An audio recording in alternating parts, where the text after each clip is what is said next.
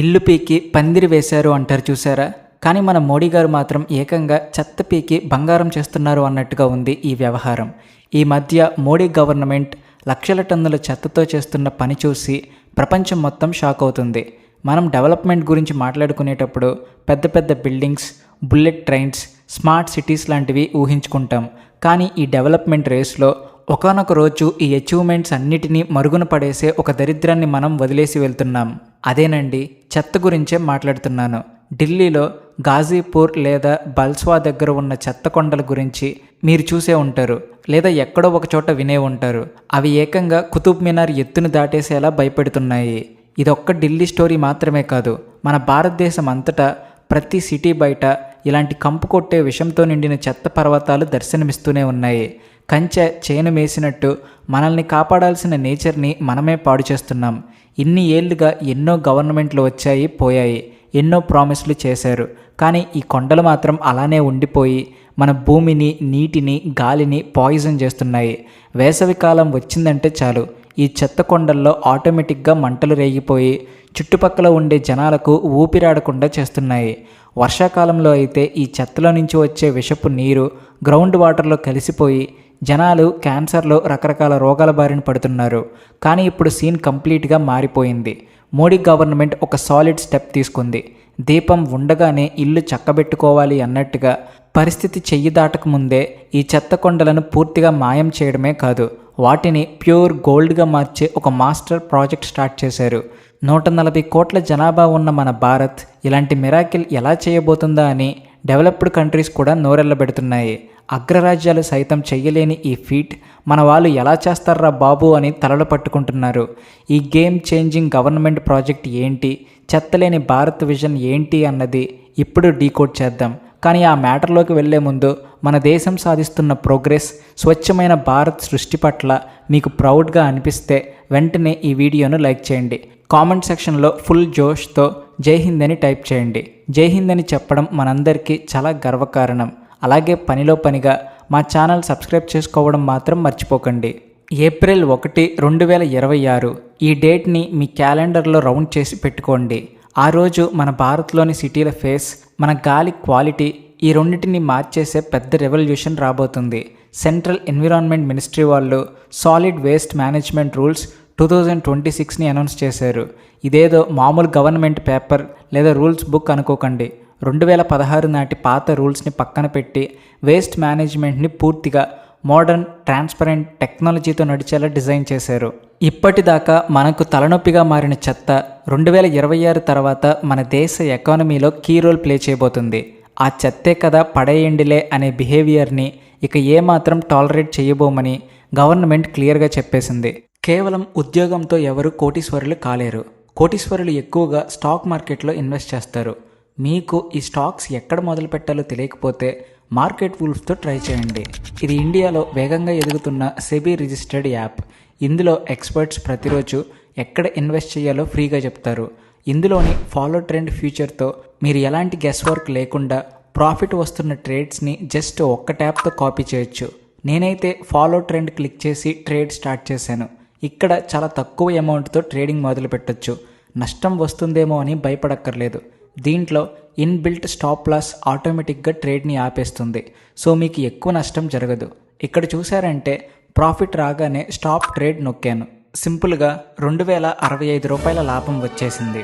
వీళ్ళు ఇచ్చే free recommendations వాడి యూజర్లు ఫిబ్రవరిలో 39,369 రూపాయలు, ఒక్క రోజులో 15,239 రూపాయలు, 2025లో ఏకంగా 5 లక్షల వరకు ప్రాఫిట్స్ చూశారు. అంతేకాకుండా ఈ లాభాల మీద మార్కెట్ వూల్ఫ్ ఎలాంటి కమిషన్ తీసుకోదు. ఉదయం 9 నుండి రాత్రి 12 గంటల వరకు ఈ ఫెసిలిటీ అంతా జస్ట్ 99 రూపాయల లైఫ్ టైం ఫీజుతో వాడుకోవచ్చు. మీకోసం నేను 2 మిలియన్లకు పైగా డౌన్లోడ్స్ ఉన్న మార్కెట్ వూల్ఫ్ యాప్ లింక్ కామెంట్స్లో అలాగే డిస్క్రిప్షన్లో పిన్ చేశాను. వెంటనే క్లిక్ చేసి డౌన్లోడ్ చేసుకోండి. పాత రోజుల్లో అయితే ఎక్కడ పడితే అక్కడ చెత్త వేసేసి ఎవరి దారిన వాళ్ళు వెళ్ళిపోయేవాళ్ళు. అడిగేవాడు లేడు, చెప్పేవాడు లేడు అన్నట్టు ఉండేది పరిస్థితి. కానీ ఇకపై ఆ పప్పులు ఉడకవు. మన భారతదేశంలో చెత్త పారేసే సిస్టమ్ చాలా ఓల్డ్ స్టైల్. చెత్త కలెక్ట్ చేయండి, సిటీ బయట పడేయండి, అంతే కదా, సిటీలను క్లీన్ చేసుకున్నాం, కానీ ఆ చెత్త కొండలతో మంచి సారవంతమైన భూమిని వేస్ట్ చేశాం. ఈ కొత్త రూల్స్తో ఈ డంపింగ్ కల్చర్కి పర్మనెంట్గా ఎండ్ కార్డ్ పడబోతుంది. దీని ప్లేస్లో మోడర్న్ అండ్ సైంటిఫిక్ సిస్టమ్ రాబోతుంది. దాన్నే మనం సర్క్యులర్ ఎకానమీ అంటున్నాం. దీని simple logic reduce, reuse, recycle. ఈ కొత్త రూల్ ప్రకారం చెత్త ఇక చెత్తగా మిగిలిపోదు. ఆ చెత్తే ఇండస్ట్రీస్కి రా మెటీరియల్ అవుతుంది. ప్లాస్టిక్ వేస్ట్ని రీసైకిల్ చేసి రోడ్లు వేయడానికి, కొత్త ప్రొడక్ట్స్ చేయడానికి వాడతారు. తడి చెత్తను హై క్వాలిటీ ఎరువులుగా, బయోగ్యాస్గా మారుస్తారు. దాంతో కరెంట్ ప్రొడ్యూస్ చేస్తారు లేదా ఎలక్ట్రిక్ వెహికల్స్ నడుపుతారు. నిన్నటిదాకా రోగాలను స్ప్రెడ్ చేసిన చెత్త ఇప్పుడు దేశానికి పవర్ని, మనీని ఎలా ప్రొడ్యూస్ చేస్తుందో ఒక్కసారి ఇమాజిన్ చేసుకోండి. ఇదంతా చూస్తుంటే చెత్తలో నుంచి పుట్టిన చెట్టుకు కాసులు కాసినట్లు అనిపించట్లేదు. ఇలా చేయడం వల్ల ఫారిన్ కంట్రీస్ మీద మనం పెట్రోల్ కోసం, డీజిల్ కోసం డిపెండ్ అయ్యే పరిస్థితి చాలా వరకు తగ్గుతుంది. ఈ సిస్టమ్ మొత్తంలో అత్యంత ఇంట్రెస్టింగ్ మ్యాటర్ ఏంటి అంటే దీన్ని పూర్తిగా టెక్నాలజీ డిజిటలైజేషన్తో లింక్ చేస్తున్నారు. డిజిటల్ భారత్ అని ఊరికే అనలేదు కదా, ప్రతి చెత్త బండిలో అడ్వాన్స్డ్ జీపీఎస్ పెడతారు. మున్సిపల్ కార్పొరేషన్ కంట్రోల్ రూమ్లో ఒక డాష్ బోర్డు ఉంటుంది. ఏ బండి ఎక్కడ ఉంది, ఏ గల్లీలో ఎంత చెత్త కలెక్ట్ చేసింది, ఎక్కడ పడేసింది, ఇవన్నీ ఆఫీసర్లు లైవ్లో చూస్తారు. మునుపటిలాగా బండి రాకుండానే వచ్చినట్టు దొంగ రికార్డులు రాయడానికి ఇక కుదరదు. అంతేనా, చెత్త సెపరేట్ చేయడానికి మెటీరియల్ రికవరీ ఫెసిలిటీ ప్లాంట్లలో ఏఐ అంటే ఆర్టిఫిషియల్ ఇంటెలిజెన్స్, రోబోటిక్ హ్యాండ్స్ వాడతారు. ఇది వినడానికి ఏదో సైన్స్ ఫిక్షన్ మూవీలాగా ఉంది కదా, కానీ ఇది నిజం. కన్వేయర్ బెల్టుల మీద వెళ్తున్న ప్లాస్టిక్, గ్లాస్, తడి చెత్తను ఈ ఏఐ కెమెరాలు చూసి క్షణాల్లో డివైడ్ చేస్తాయి. మనుషులు గంటల తరబడి ముక్కు మూసుకుని చేసే పనిని ఈ ఏఐ టెక్నాలజీ చిటికలో చేస్తుంది.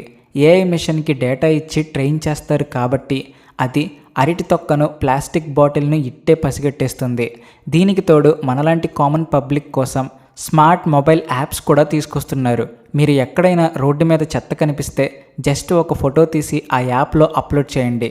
ఆ ఏరియాకి ఇన్ఛార్జ్గా ఉన్న ఆఫీసర్కి సిస్టమ్ ఆటోమేటిక్గా ఒక నోటీస్ పంపిస్తుంది.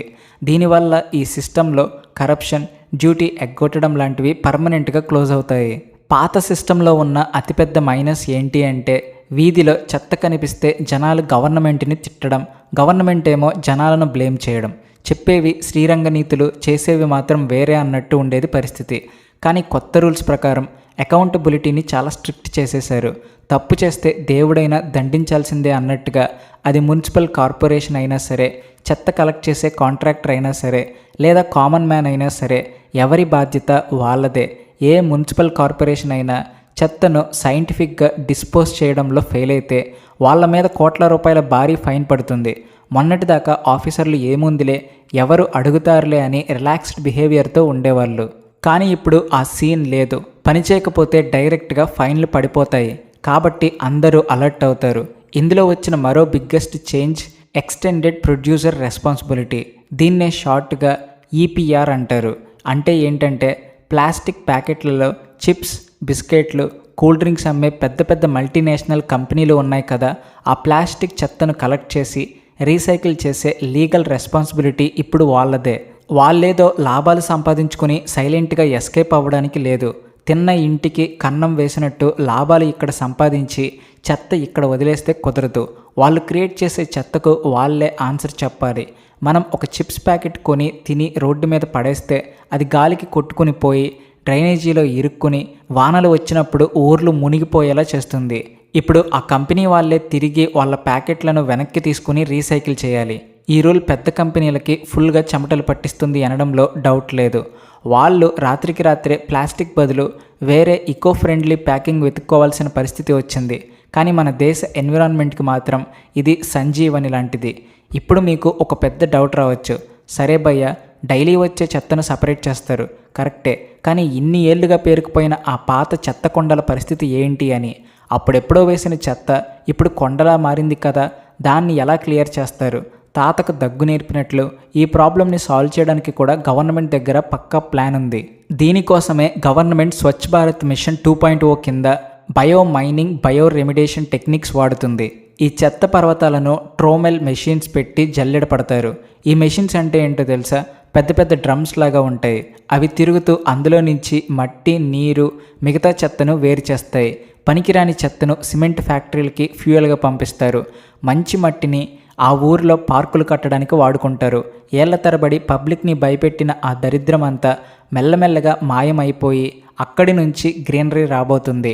ఊరు పొమ్మంటుంది కాదు రమ్మంటుంది అన్నట్టు తయారైన ఆ ఏరియాలను మళ్ళీ బ్రతికిస్తున్నారు. కొన్ని సిటీస్లో అయితే ఈ ప్రాసెస్ ఆల్రెడీ స్టార్ట్ అయిపోయింది. ముంబై, ఢిల్లీ లాంటి సిటీస్లో వేలాది ఎకరాల ప్రైమ్ భూమి ఈ చెత్త కొండల కింద మునిగిపోయింది. ఆ ల్యాండ్ అంతా బయటకు వస్తే మన సిటీస్కి కొత్త ఊపిరి దొరికినట్టే. అక్కడ కొత్త స్కూల్స్, హాస్పిటల్స్ లేదా పబ్లిక్ గ్రౌండ్స్ కట్టుకోవచ్చు. అంతేకాదు ఈ మొత్తం ప్రాసెస్ వల్ల లక్షలాది కొత్త జాబ్స్ రాబోతున్నాయి. రోడ్ల మీద చెత్త ఏరుకునే వాళ్ళకి ఒక ప్రాపర్ ప్రొఫెషనల్ రికగ్నిషన్ వస్తుంది. వాళ్ళని కాంట్రాక్ట్ బేసిస్లో తీసుకుని వాళ్ళకి సేఫ్టీ గేర్ ఇచ్చి హెల్త్ ఇన్సూరెన్స్ ప్రొవైడ్ చేసి ఒక సిస్టమాటిక్ వేలో ఇన్వాల్వ్ చేస్తారు. ఎక్కడో మూలన పడి ఉన్న మన భారత్ ఇక ప్రపంచ దేశాలకు ఒక రోల్ మోడల్ కాబోతుంది. ఇది వింటుంటేనే మనందరికీ ఫుల్ గూస్ బంప్స్ వస్తున్నాయి కదా. ఒక్కసారి ఈ ప్రాజెక్ట్ సక్సెస్ఫుల్గా కంప్లీట్ అయితే రాబోయే జనరేషన్స్కి మనం ఒక అద్భుతమైన స్వచ్ఛమైన దేశాన్ని గిఫ్ట్గా ఇచ్చిన వాళ్ళం అవుతాం. మన వీధుల్లో, మన ఊళ్ళో అసలు చెత్త లేకపోతే ఆ ఫీలింగ్ ఏ రేంజ్లో ఉంటుందో ఒక్కసారి ఊహించుకోండి. ఎటు చూసిన పచ్చటి చెట్లు, క్లీన్ రోడ్లు, స్వచ్ఛమైన గాలి ఇవన్నీ మనకి సొంతం కాబోతున్నాయి. అప్పుడు మన దేశం చూడడానికి అచ్చం ఫారిన్ లాగా మెరిసిపోతుంది. ఎవరైనా టూరిస్టులు మన దేశానికి వస్తే వావ్ అనాల్సిందే. మార్కెట్ వోల్ఫ్ యాప్ 2 మిలియన్లకు పైగా డౌన్లోడ్స్ ఉన్న యాప్ లింక్ కామెంట్స్లో అలాగే డిస్క్రిప్షన్లో పిన్ చేశాను. వెంటనే క్లిక్ చేసి డౌన్లోడ్ చేసుకోండి. ఈ వీడియో మీకు ఇన్ఫర్మేటివ్గా అనిపిస్తే ఖచ్చితంగా లైక్ చేయండి. మీకేమనిపిస్తుందో, ఈ కొత్త ప్రాజెక్ట్ సక్సెస్ అవుతుందో లేదో మీ ఒపీనియన్ని కామెంట్ చేయండి. కామెంట్ సెక్షన్లో డీటెయిల్డ్గా చెప్పండి. ఇలాంటి ఇంట్రెస్టింగ్ టాపిక్స్తో మళ్ళీ మీ ముందుకు వస్తాను. అప్పటి వరకు స్టే ట్యూన్డ్. జై హింద్.